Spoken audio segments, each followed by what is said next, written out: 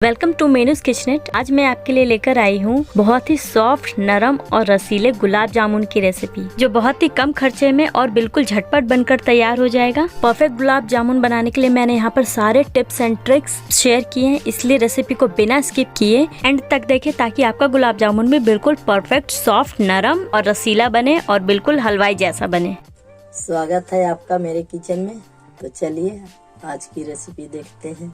तो सबसे पहले हम चाशनी बनाकर तैयार कर लेंगे, जिसके लिए मैंने यहाँ पर चीनी ली है और ये मेरी कटोरी से 1 कटोरी है और उसी कटोरी से हमें 1 कटोरी पानी डालना है। हमें ज्यादा पानी नहीं डालना है क्योंकि हमें चाशनी को पतला नहीं करना बल्कि गाढ़ा और चिपचिपा चाशनी तैयार करना है। और इसे लगातार चलाते रहें ताकि चीनी जल्दी से मेल्ट हो सके, क्योंकि हमने पानी कम डाला है और अगर ऐसे ही छोड़ देंगे तो ज्यादा पानी इवापोरेट हो जाएगा और ज्यादा सूख जाएगा। ये देखिए बुलबुल आने लगा है, मतलब उबाल आने वाला है। तो अब हम इसमें 4 इलायची डालेंगे और इस तरह से इसका मुंह खोल दिए ताकि पूरा फ्लेवर चाशनी के अंदर एब्जॉर्ब हो जाए। अगर आप चाहें तो साबुत इलायची की जगह इलायची पाउडर का भी यूज कर सकते हैं और साथ साथ आप फ्रेग्रेंस के लिए गुलाब जल या केवड़ा जल भी डाल सकते हैं, पर मैं यहाँ पर स्किप कर रही हूँ। और ये देखिए धीरे धीरे उबाल आने लगा है। इसे हमें अच्छे से बॉईल करना है और इसमें थोड़ा सा कलर के लिए मैंने यहाँ पर फूड कलर डाला है। ये ऑप्शनल है, अगर आप चाहे तो इसे स्किप कर सकते हैं, पर इससे गुलाब जामुन का कलर बहुत ही वाइब्रेंट और निखर कर आता है। तो ये देखिए चिपचिपा गाढ़ा चाशनी बनकर तैयार है। तो आप भी चेक कर लीजिएगा, ये गाढ़ी और चिपचिपी होनी चाहिए। अब इसे एक साइड रख देते हैं और अब चलते हैं नेक्स्ट प्रोसेस की तरफ। यहाँ पर मैंने 250 ग्राम मावा लिया है और मैंने ये मार्केट से खरीदा। आप चाहे तो मावा घर पर भी बना सकते हैं, और मार्केट से खरीदा हुआ ज्यादा इजी रहता है, तुरंत झटपट क्विक बन जाता है। तो इसे हम अच्छे से ग्रेट कर लेंगे क्योंकि इसके ऊपर का लेयर बहुत हार्ड होता है और इससे हमें मथने में कोई दिक्कत ना हो,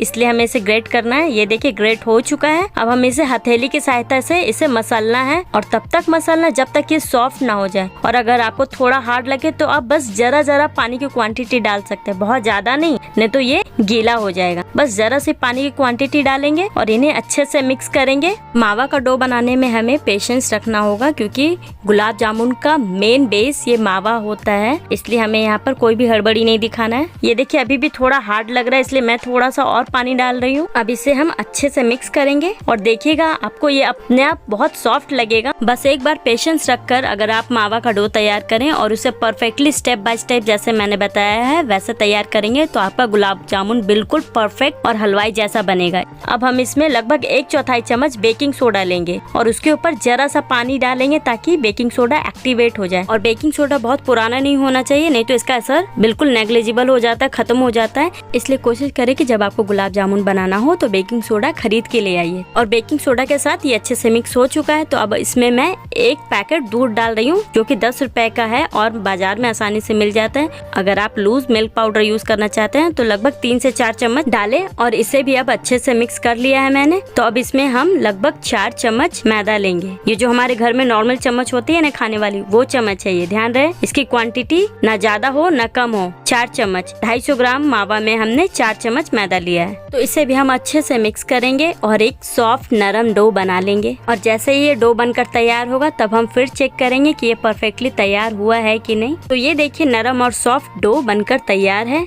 अब हम इस डो के कुछ हिस्से को तोड़ेंगे और उसका एक लोई बनाकर देखेंगे कि ये परफेक्टली डो तैयार हुआ या नहीं। ये देखिए एक भी क्रैक्स नहीं है, बिल्कुल स्मूथ बना है ये लोई, इसका मतलब ये परफेक्टली तैयार है। लेकिन अगर क्रैक्स आता तो इसका मतलब बाइंडिंग के लिए इसमें थोड़ा और मैदे का जरूरत है। तो लगभग आधा चम्मच आप मैदा इसमें और डाल सकते थे और उसके बाद इसे मिक्स करते और डो तैयार कर लेते हैं। तो यहाँ देखिए मैंने मीडियम साइज की लोइयां तैयार कर ली है। आप लोई की साइज अपने अकॉर्डिंग थोड़ा बड़ा या छोटा रख सकते हैं। तो लोई बनकर तैयार है। अब हम एक कढ़ाई लेंगे और उसे गर्म करेंगे। मैंने यहाँ पर एल्यूमिनियम की कढ़ाई ली है, आप चाहे तो लोहे की कढ़ाई भी ले सकते हैं। और जब ये कढ़ाई गर्म हुआ है तो हम उसमें रिफाइंड ऑयल डालेंगे और साथ ही साथ घी भी डालेंगे, क्योंकि रिफाइंड ऑयल लो फ्लेम में भी बहुत ज्यादा टेम्परेचर जनरेट करता है। और अगर आप सिर्फ रिफाइंड ऑयल में गुलाब जामुन बनाएंगे तो इसके टेम्परेचर के कारण गुलाब जामुन का आउटर सरफेस बहुत जल्दी ब्राउन हो जाएगा और हार्ड हो जाएगा अंदर से भी बाहर से भी, और वो सॉफ्ट तो बिल्कुल नहीं बनेगा अंदर से। इसलिए हमें टेम्परेचर के बैलेंस का ध्यान रखना है। जबकि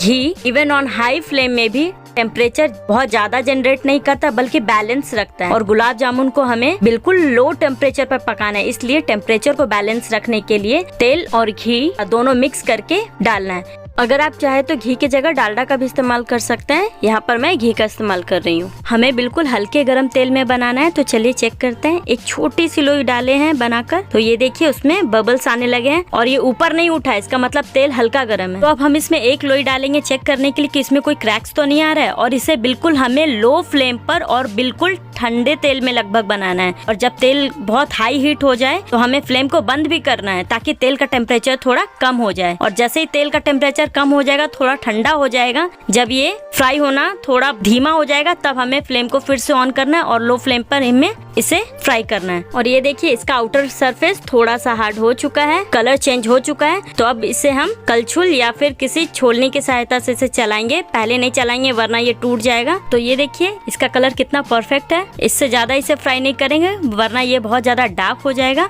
तो अब हम गैस के फ्लेम को बंद कर देंगे और उसमें एक एक करके सारी लोई को डाल देंगे। फ्लेम बंद करने के बाद भी तेल हल्का हल्का गर्म है, ये बुलबुले छोड़ रहे हैं। अब हमने फ्लेम को ऑन कर लिया है और मैंने सारे लोई एक ही बैच में डाल दिया है। और अब इसे तरह से कढ़ाई हिलाएंगे ताकि मूवमेंट हो इसके अंदर और सारा रसगुल्ला इवेनली पके, क्योंकि इसमें हम अभी किसी चीज से चला नहीं सकते वरना ये टूट जाएगा। और ये देखिए यहाँ पर दिख रहा है कि तेल का टेम्परेचर थोड़ा हाई है, क्योंकि देखिए कलर तुरंत चेंज हो रहा है। इसलिए अब हम फ्लेम को बंद कर देंगे कुछ देर के लिए और इसे ऐसे ही चलाते रहेंगे। और फिर जब तेल थोड़ा शांत हो जाएगा तो फिर हम फ्लेम को ऑन कर देंगे, वो भी लो फ्लेम पर ही पकाना है हमें शुरू से लेके अंत तक। तो गुलाब जामुन बनाने की असली और सबसे खास ट्रिक यही है कि इसे हमें फ्लेम बंद करना है और फिर फ्लेम ऑन करके ही पकाना है, क्योंकि अगर हम बिना फ्लेम बंद किए अगर पकाते रहें तो ये बहुत ज्यादा डार्क हो जाएगा पर वो अंदर से सॉफ्ट नहीं होगा। और ये देखिए इसका कलर भी परफेक्ट हो चुका है। इसे हमें और ज्यादा नहीं फ्राई करना है। तो इन सबको हमें चाशनी में डालना है और चाशनी में भी हमें डालने के बाद इसे इस तरह से मूव करना है ताकि सारे रसगुल्ले अच्छे से डिप हो सके चाशनी में। चाशनी को मैंने दोबारा गर्म कर लिया था, क्योंकि जब ये चाशनी गर्म रहेगी तो वो बहुत अच्छे से एब्जॉर्ब होगी